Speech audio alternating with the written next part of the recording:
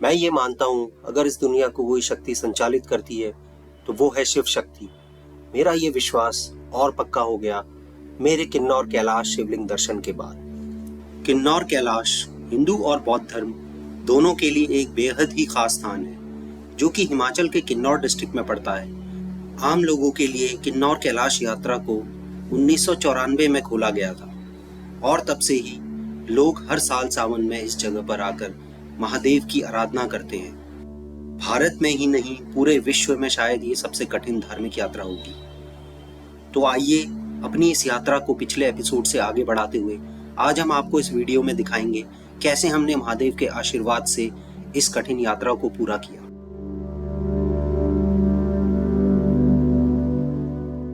तो पिछले एपिसोड में आपने देखा हमने अपनी किन्नौर कैलाश यात्रा की शुरुआत दिल्ली से की और तांगलिंग नामक एक गांव में पहुंचे, जहां से हमारा रोमांचक भरा ये ट्रैक शुरू हुआ। हमने अपना पहला पड़ाव, जो कि तांगलिंग से शुरू होता है और ख़त्म होता है 8 किलोमीटर की थका देने वाली चढ़ाई के बाद गणेश पार्क में, उसे पूरा किया। इस रोमांचक सफ़र में हमने कई घंटे बस में बिताए बिना नींद के और कई घंटे पैदल चले, लेकिन फिर भी थकान नाम मात्र थी, क्योंकि हमें और आगे जाना था, जहां जाने के लिए महादेव लेते हैं कड़ी परीक्षा। तो चलिए आगे का सफर शुरू करते हैं महादेव का नाम लेके। तो इस समय बज रहे हैं रात के 2:30 और हम यहाँ से शुरू कर रहे हैं आज अपनी किन्नर कैलाश की चढ़ाई और देखते हैं कितनी मुश्किल होगी ये चढ़ाई आज।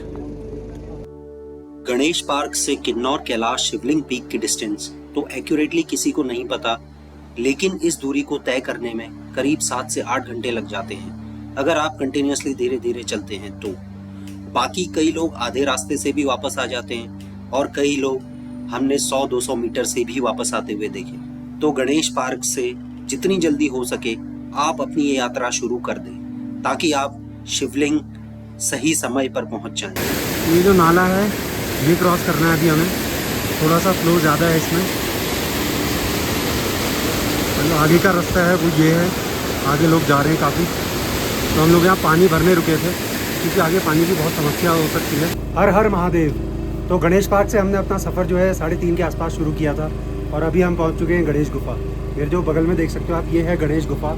और अभी हमें यहाँ लोकल जो यहाँ पे चेक पोस्ट है उनके द्वारा एक इन्फॉर्मेशन मिली है कि पहले लोग यहाँ के रुकते थे, जो कि अब बिल्कुल अलाउड नहीं है। यहाँ पे आके रुकना और यहाँ पे स्टे करना बिल्कुल भी अलाउड नहीं है। तो गणेश पार्क ही है एकमात्र स्थान जहाँ पे आप ओवरनाइट स्टे कर सकते हो। उसके बाद सीधे किन्नर कैलाश जो शिवलिंग है वहाँ की यात्रा होती है।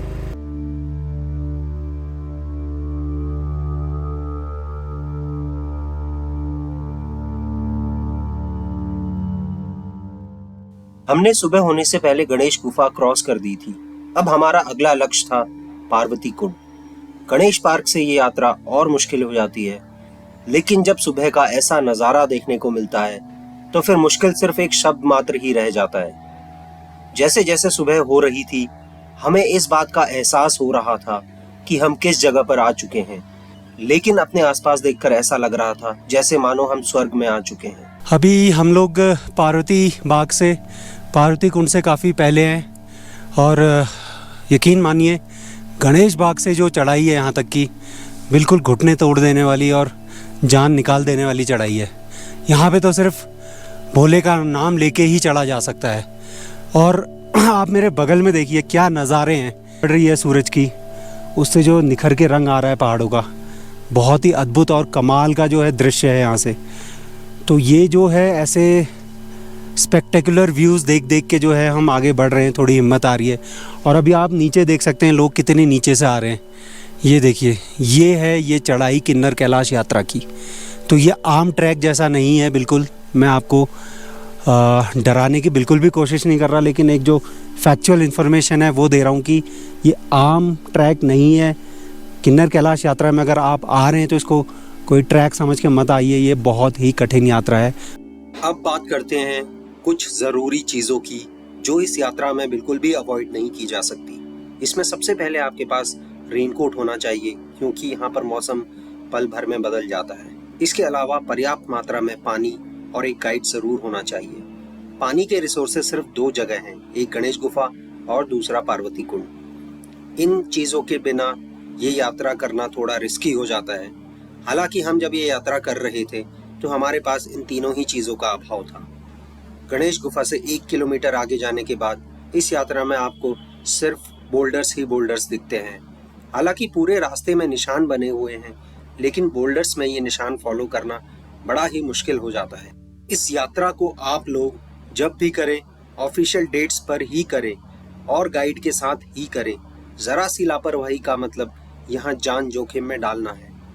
एक इंसिडेंट के दौरान 2019 में इस यात्रा को बंद कर दिया गया था, क्योंकि पार्वती कुंड के पास 2 यात्रियों की मौत हो गई थी और 2 यात्रियों को रेस्क्यू किया गया था। बाद में पता चला कि ये यात्री अनऑफिशियल डेट्स में बिना गाइड के गए थे।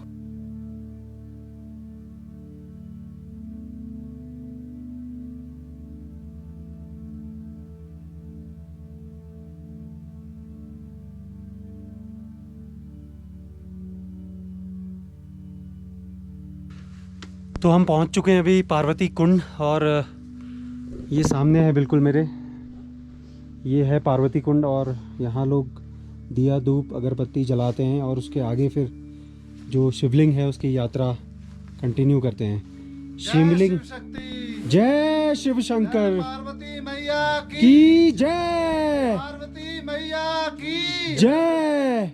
जय शिव शक्ति। तो इसी तरह से नारे लगाते हुए, थोड़ा सा हिम्मत बांधते हुए सब आगे बढ़ रहे हैं। कई लोग हैं जो पार्वती कुंड आके वापस चले जाते हैं, और आज भी कई हमने देखे जो सुबह पार्वती कुंड से ही वापस चले गए, और वो अभी आके समझ में आ रहा है कि क्यों वो पार्वती कुंड से ही वापस चले जाते हैं। तो हम कोशिश कर रहे हैं, कुछ और भी लोग हैं जिनके साथ अगर हम शिवलिंग के दर्शन कर पाएँ।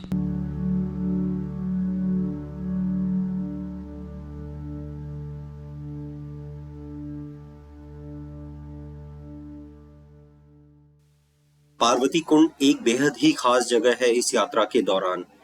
ये जगह समुद्र तल से करीब 14,900 फीट की ऊंचाई पर स्थित है, और माना जाता है कि इस कुंड का निर्माण स्वयं पार्वती माता ने किया था। इस जगह पर अक्सर वह भगवान शिव से मिला करती थी। इसकी मान्यता भी उतनी ही है जितनी की शिवलिंग की। यात्री इस जगह पर पूजा करने के बाद ही आगे बढ़ते हैं। ये जगह 2 और बातों के लिए खास है।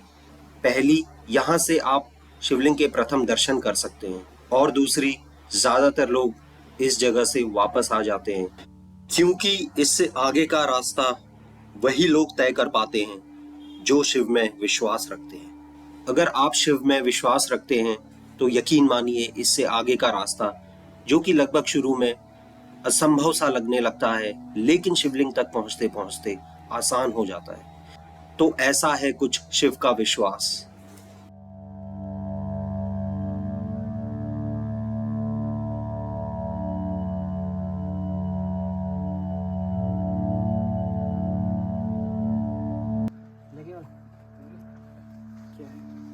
ये देखो, अभी भी इतना ऊपर जाना है हमें। है तो बहुत चीज है जी। कितने करके यार? ये सारे बोल्डर्स हैं, लाश कहाँ पे है? और वो देखो, वो नीचे से आए हैं, जो आपको नीचे नदी मोड़ यही सूखा दिख रहा है, वो वहाँ से आए हैं। भैया यही है।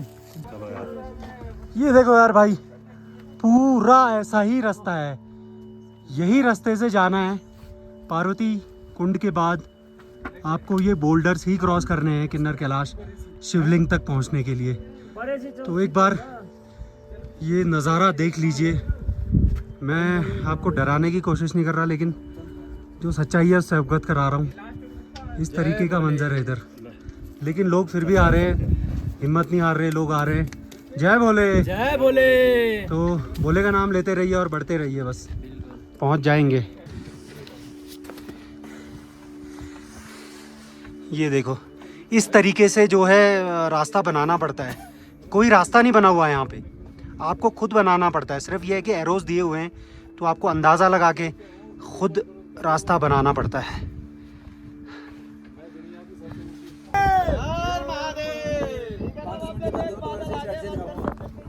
हर हर महादेव। तो ये किन्नर कैलाश यात्रा इतनी डिफ़िकल्ट यात्रा थी हमारी जो फाइनली कंप्लीट हो गई और हम बिल्कुल शिवलिंग के बगल में खड़े हैं और यहाँ पे हवा भी बहुत तेज़ चल रही है। लेकिन यहाँ आने के बाद सारी थकान मिट सी गई और यहाँ आने का जो अनुभव है बहुत ही अलग है, बहुत ही अलग है। आप देख सकते हो मेरे पीछे है शिवलिंग, 79 फीट का ये शिवलिंग है और लोगों की आस्था इतनी है इसमें कि ऐसे कैसे लोग आते हैं। थोड़ा सा नीचे देखो रास्ता, ये ऐसे रास्ते से हम आए हैं। तो अभी हम थोड़ा पूजा पाठ करेंगे और शिवलिंग को नतमस्तक करेंगे। उसके बाद थोड़ी देर में यहाँ से नीचे उतरना शुरू करेंगे क्योंकि उतरना भी बहुत डिफ़िकल्ट टास्क है यहाँ से और उसमें भी काफ़ी समय लगने वाला है। तो थोड़ा यहाँ पे शिवलिंग के दर्शन करके फिर निकलते हैं यहाँ से। कहते हैं कि इस शिवलिंग के पास एक एनर्जी फ्लो करती है। क्या पता ये एनर्जी शायद इस पूरे ब्रह्मांड का संचालन भी करती हो। किन्नर कैलाश समेत बाकी के 4 और कैलाशों को भगवान शिव का आवास कहा गया है।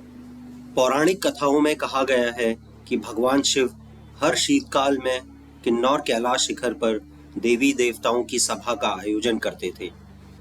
इस शिवलिंग की एक खास बात और है कि ये दिन में कई बार रंग बदलता है। सूर्योदय से पहले सफेद, सूर्योदय के बाद पीला, दिन के समय लाल और सूर्यास्त के समय भूरा सा प्रतीत होता है। हमने इस शिवलिंग पर करीब 1 घंटे का समय बिताया और भगवान शिव का आभार प्रकट करते हुए हमने उनका तहे दिल से शुक्रिया अदा किया, क्योंकि ये उन्हीं की मर्जी थी कि हम उनके घर पर आकर उनके दर्शन कर पाए। हमारे लिए ये एक बेहद ही खास अनुभव था, क्योंकि हम यहाँ से ऐसी यादें लेकर जा रहे थे जो शायद हमारे जहन में हमेशा के लिए जिंदा रहेंगी। हम इस जगह से वापस तो जरूर जा रहे हैं, लेकिन ये जगह शायद ही हमारे दिल और दिमाग से जाएगी। तो कुछ ऐसी थी हमारी किन्नौर कैलाश यात्रा की कहानी। आई होप कि आपको हमारा ये सफ़र ज़रूर पसंद आया होगा। अगर आया है तो प्लीज़ वीडियो को लाइक करें, कमेंट बॉक्स पर कमेंट करें और चैनल को सब्सक्राइब ज़रूर कर लें, क्योंकि ऐसी ही कई कहानियाँ हम लेकर आते हैं द UK04 एक्सप्लोरर में। तो मिलते हैं आपसे अगले किसी सफ़र में। तब तक के लिए take care and good bye.